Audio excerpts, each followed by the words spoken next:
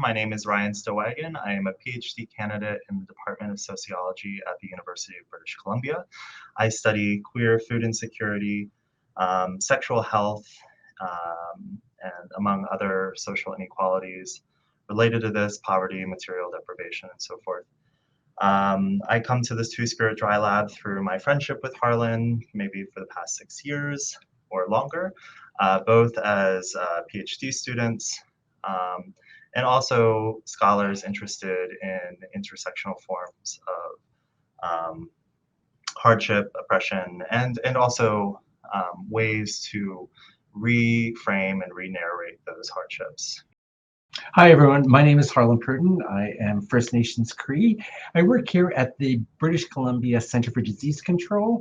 I'm an Indigenous Knowledge Translation Lead and have been working here since 2017. I'm a recent transplant to the Squamish, Musqueam, and Tsleil-Waututh First Nations peoples' land, their unceded land that I now call home.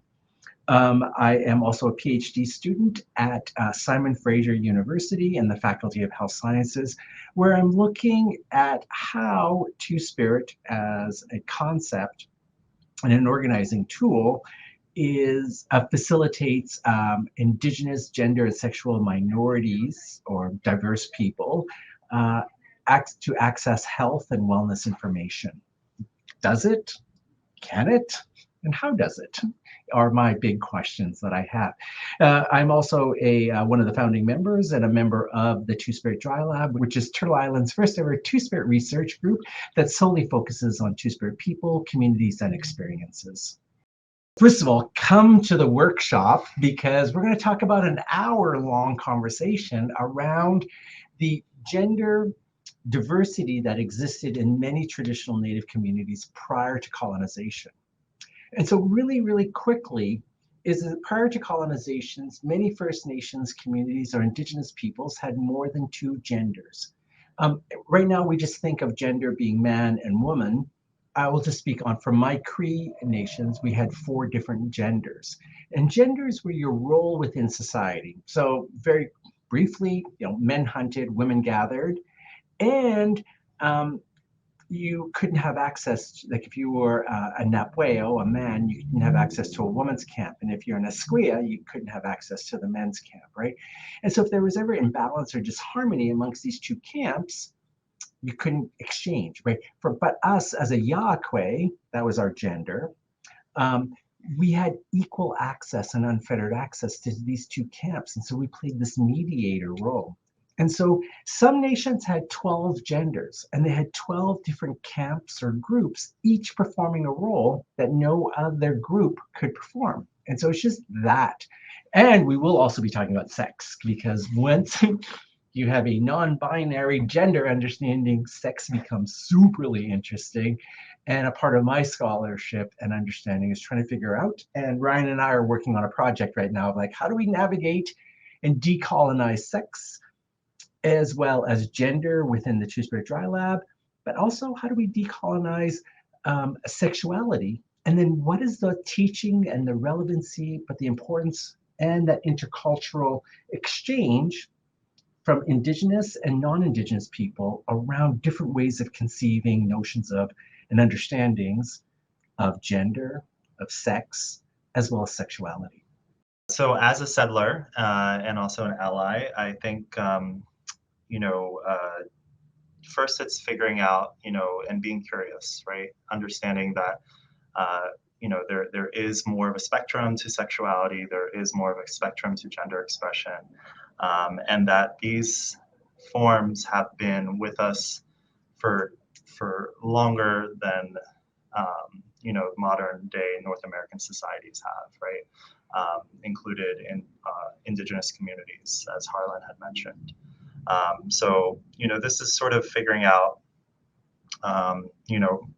more accurately recognizing what gender expression looks like within Indigenous framework, what sexualities looks like within in an Indigenous framework, and within a community role, as Harlan mentioned. So you can't just disentangle sex, gender from the relationship to community. And I think as settlers and as sort of popular discourse with labels and how those labels dictate behavior, I think that kind of misconstrues sort of what Two-Spirit is, from first glance. So our conversation is more of a deep dive into what Two-Spirit is, and as a settler, how we can sort of interact with Two-Spirit people, with queer Indigenous folks, to be in better relationships.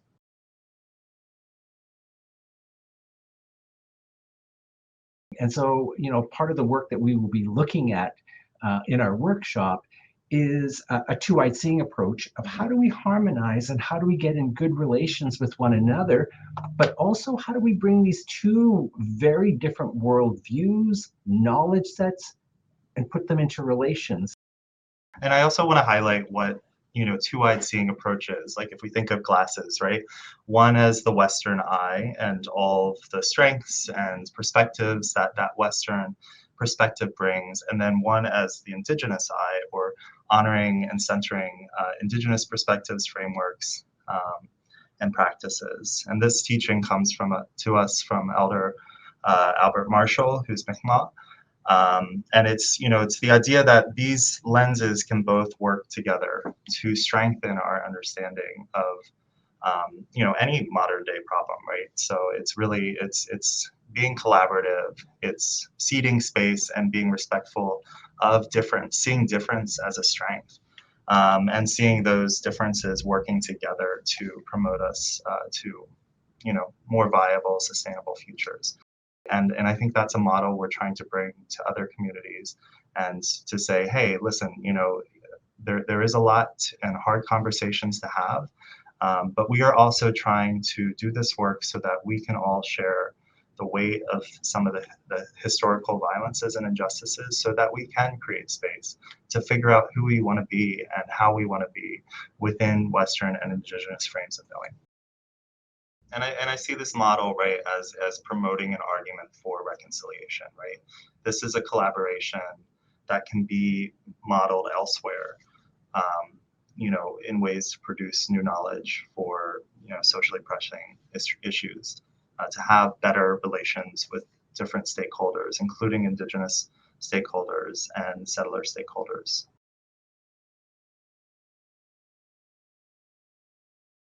Kimberly Crenshaw, who first published on intersectionality. She is a Black feminist legal scholar, who was looking at the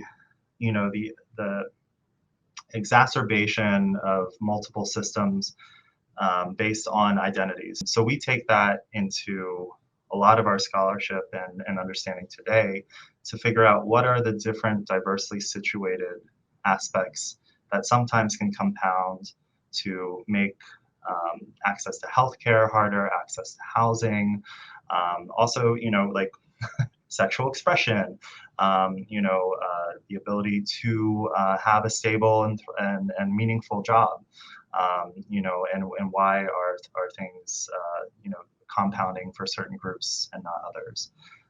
So it comes from this Black feminist thought. Patricia Hill Collins, Audre Lorde, these are all Black feminist thinkers writing at that time, thinking about multiple overlapping forms of oppression, which I think is really an important framework to carry forth through our work, as we think about how inequalities reproduce themselves, and also the durability of privilege, right? Because cis white males are historically this referent category, and they continue to be so. So, this isn't like upending and excluding, but this is rather looking at how can we extend privilege to other folks and to elevate other folks. And I think intersectionality helps us at least attempt to navigate discourses around that. As I just share with you a real quick story, right? Joey Criddle, who is a Two-Spirit leader, who was Hikara Apache, prophesized that, or shared a prophecy, that there will not be healing and wellness for Indigenous communities until our Two-Spirit people are brought back into the circle. And so it's not merely just me centering my indigeneity. It is me centering my indigeneity within a community, within my Cree, but also within my broader Indigenous communities. And what you're also seeing is this community with my non-Indigenous relatives.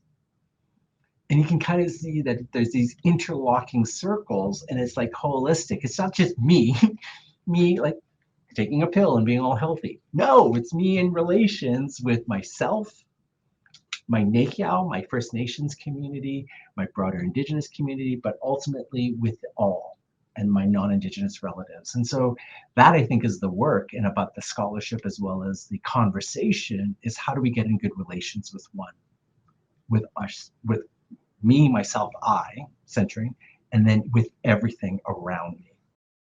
You know, relationship building takes time. Holistic approaches take time and infrastructure to build. And you know, I think, you know, when we think about the logics of productivity, of extraction, of you know, a lot of that comes from this colonial capital, you know, economic exchange system that we live in, and it has lineages from, you know, literally colonization, right? So I think we need to also be critical of that, you know, and we're at a point where we have to, because the ecology won't survive if we're not collectively critical of this way of living. So, you know, this is one way to model, you know, building new tools, as Audre Lorde said, to you know, look at our differences as springboards for the future. And again, I think that what holistic means in this context is that slow, methodical way of understanding, learning, and you know, respecting each other. There will be a lot of time to talk. There will be a lot of discussions with us, but also with audience members. And we're really hoping that when you leave, you know, you have a better appreciation of what Two-Spirit is. You have a better appreciation of what, you know, being an ally is, and also how you can show up for Indigenous queer folks and other Two-Spirit members of the community. And yeah, just thinking more critically and taking that into your lives.